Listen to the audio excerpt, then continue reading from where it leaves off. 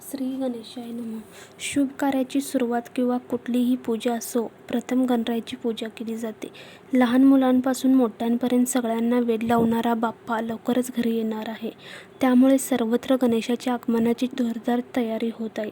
पण गणेशोत्सवाचा आनंद घेण्यासाठी शास्त्रानुसार बाप्पाची प्राणप्रतिष्ठा, नैवेद्य आणि विसर्जनापर्यंतचे 21 नियम लक्षात ठेवा.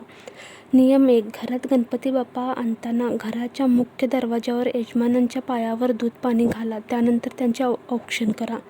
नंबर 2. गणेश स्थापनास्थळी थोडे तांदूळ घालून त्यावर पाट ठेवा.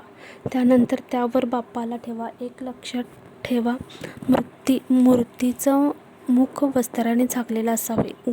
नंबर 3. गणेश चतुर्थीच्या दिवशी सकाळी आंघोळ करून शुचिर्भूत व्हा. त्यानंतर कपाळी तिलक करून जर तुमचं मुंज झालेलं असल्यास यज्ञोपवीत धारण करा. नंबर 4.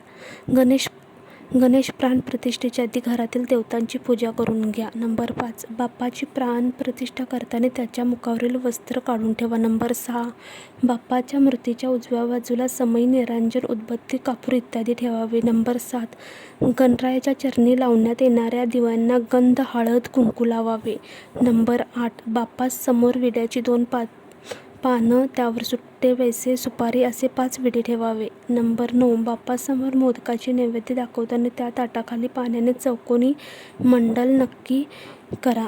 गणरायाला नंबर 10. गणरायाला पंचामृत नक्की दाखवा. नंबर 11. मोदक, पेढे इत्यादी नैवेद्य हे कधीही बॉक्समध्ये ठेवू नयेत, एखाद्या वाटीत किंवा ताटात घालून मांडावे. नंबर 6. जानवे सोडवून मोकळं व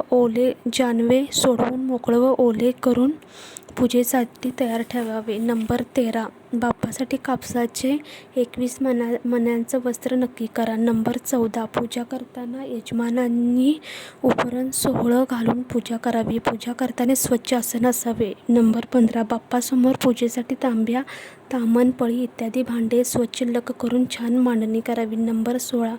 गणरायाला आपल्या डाव्या